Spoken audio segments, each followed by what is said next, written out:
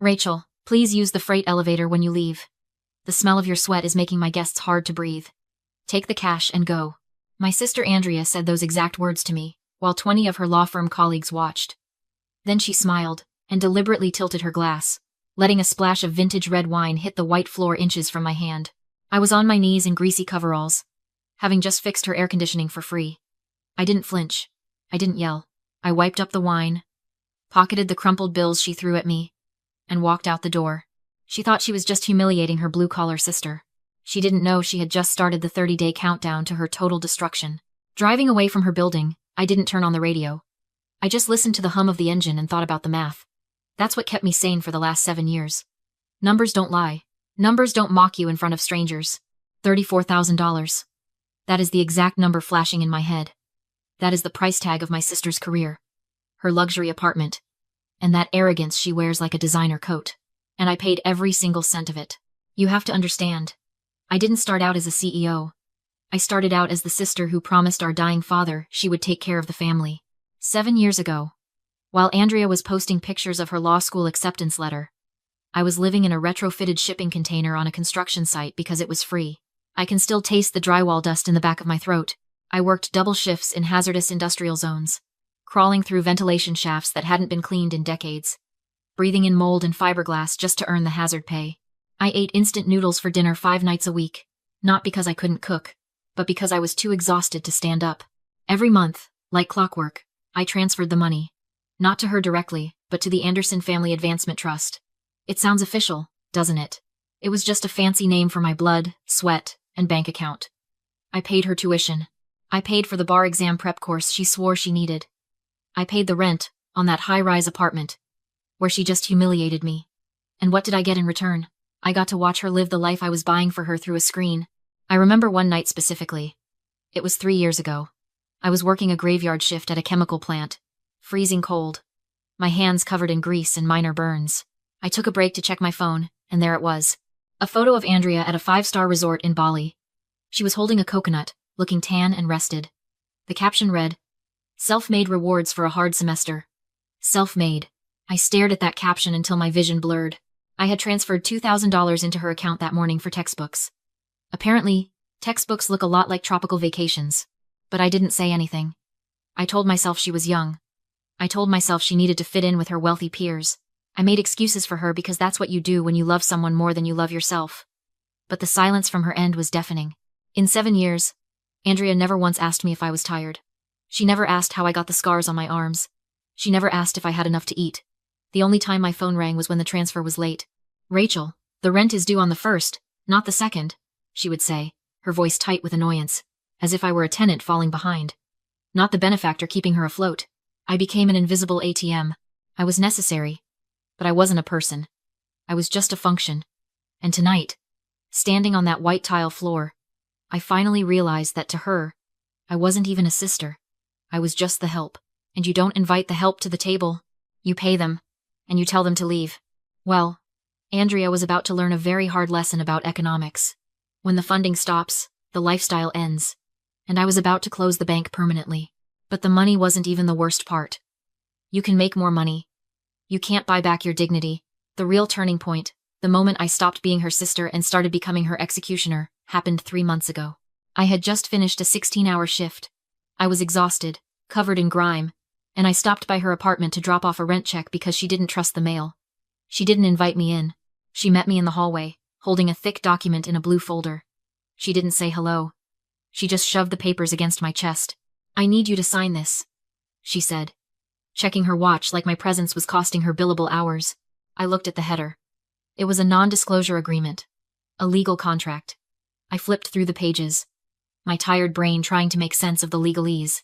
It was a formal agreement, stating that I would never, under any circumstances, disclose a familial relationship with Andrea Anderson to any employee, partner, or client of her law firm. I looked up at her, blinking. "You want me to sign a contract saying I'm not your sister?" "It's just for protection, Rachel," she said, crossing her arms. "My firm is elite. We deal with Fortune 500 companies. Image is everything. Having a sister who crawls around in vents and fixes toilets? It confuses the brand. It lowers my stock. Just sign it. It protects both of us. Protects us." as if my existence was a liability she needed insurance against. In that moment, I could have screamed. I could have torn the paper up and thrown it in her face. I could have told her right then that the vent crawler she was so ashamed of was actually the owner of the company her firm just hired for a $6 million renovation. But I didn't. And here is where people get confused. They ask me, Rachel, why did you stay silent? Why did you sign it? They call it weakness. Psychologists might call it the invisible chains of the survivor, that conditioning that keeps you seeking approval from the person hurting you. But that wasn't it. Not for me. Not anymore. I signed it because I know how to hunt. You see, you don't fight a narcissist when they are hungry and climbing. They are too alert, too defensive. You wait. You feed them. You let them win the small battles. You let them believe they are gods. Untouchable and superior. You feed their ego until it gets so bloated and heavy that it blinds them to reality. I wasn't being weak. I was fattening the pig for the slaughter. I knew that if I fought her then, she would be on guard. But if I signed that paper, if I let her erase me, she would feel safe. She would think I was broken, and a narcissist who feels safe is a narcissist who makes mistakes. She would get sloppy. She would get arrogant. And she would walk right into the trap I was already building in my head. So I took her pen. I signed my name on the line that legally disowned me. I handed it back to her and watched her smile, that smug, satisfied smile. She thought she had just secured her future. She had no idea she had just signed her own death warrant. Thanks, Rachel, she said, turning back to her door. You're a good sister. In your own way. You're welcome, I said. And I walked away into the night, feeling lighter than I had in years. Because I wasn't carrying the burden of saving her anymore. I was just waiting for the right moment to let her fall. And I knew exactly how to make it happen. I didn't need to use force. I just needed to use her own greed against her. The opportunity arrived exactly 1 week later. And just like I predicted, it was born out of Andrea's desperation. I was visiting our mother for Sunday dinner. Andrea stormed in an hour late, looking like she hadn't slept in days. Her designer blazer was wrinkled, and her eyes were wild. She threw her bag on the couch and immediately started pacing, venting to Mom about her boss, James. He gave me 24 hours, she snapped, ignoring me completely. He wants a 20% cost reduction on the new tower project. Or he's pulling me off the lead council track. 20%? It's impossible. The engineering bids are already rock bottom. I sat at the kitchen table, sipping my tea, watching her spiral. This was it. The moment of weakness. I need a miracle, she muttered, grabbing a glass of wine. I need something the other bidders missed. I stood up. I'm going to the bathroom, I said quietly. I left my laptop open on the kitchen counter. This wasn't carelessness. It was precision.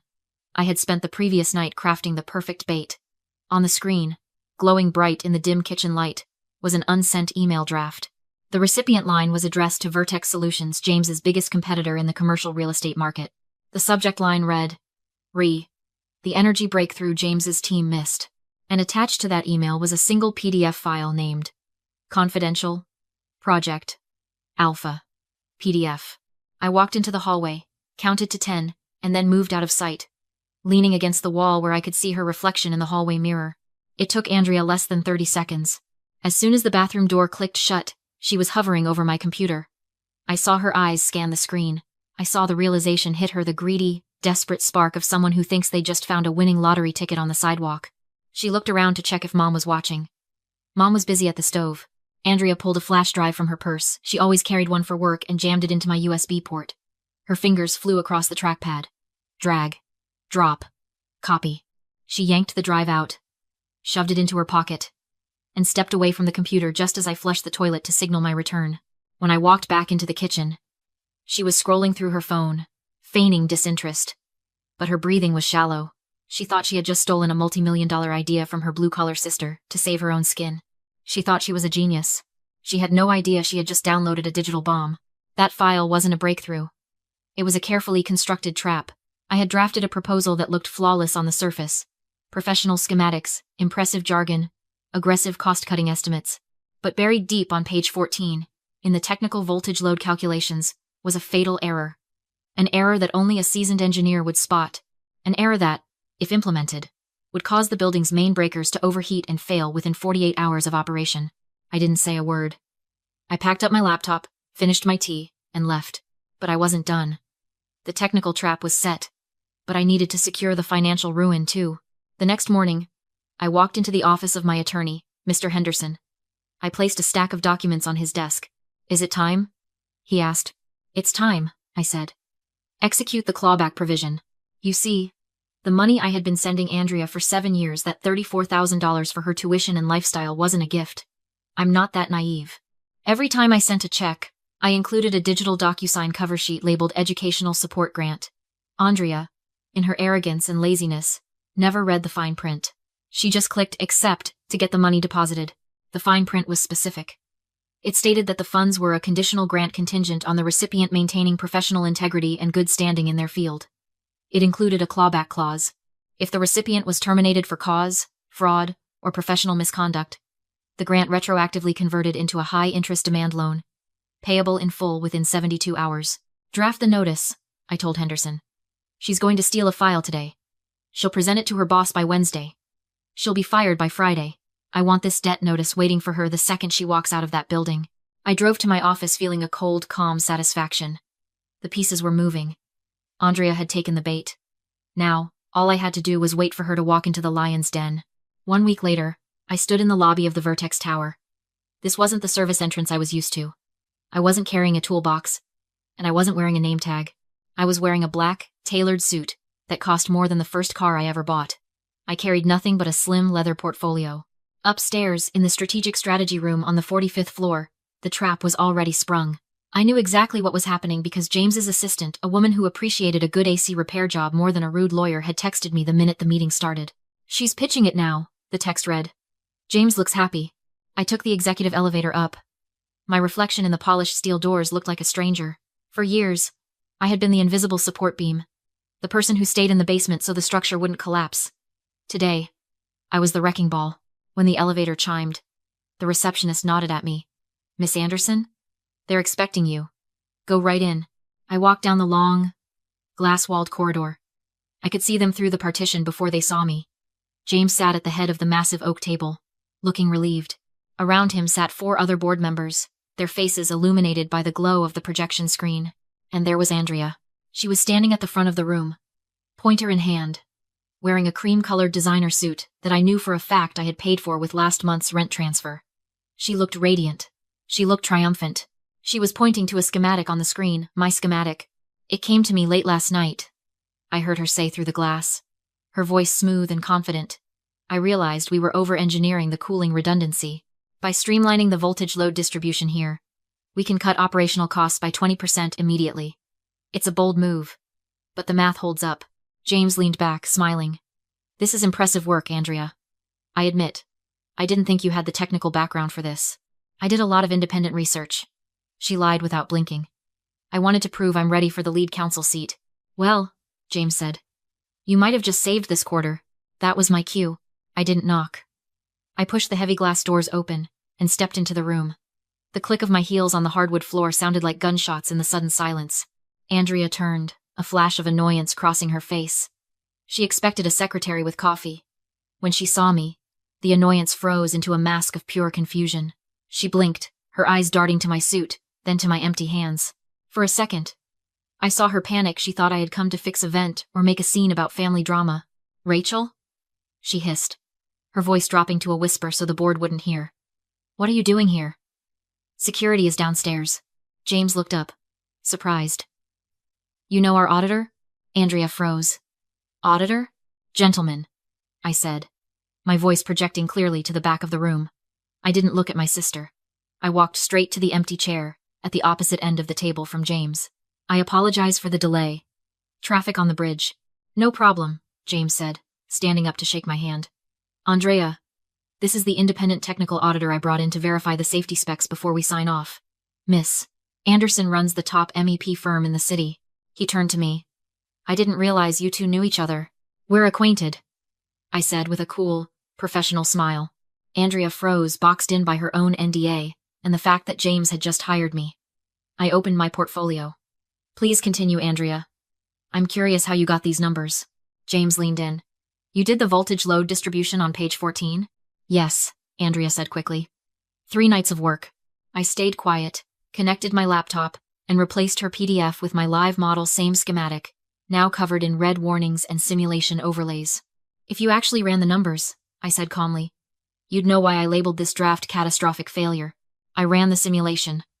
The grid flared red. Page 14 is off by 15%, I told James. It only works on paper because it bypasses secondary safety breakers. Built in real life, the main transformers overheat within 48 hours, leading to a major fire risk and massive liability. James stared at Andrea, horrified. Is that true? Cornered, Andrea attacked. I didn't write that part, she did. I hired Rachel to handle the math and she sabotaged me. I smiled.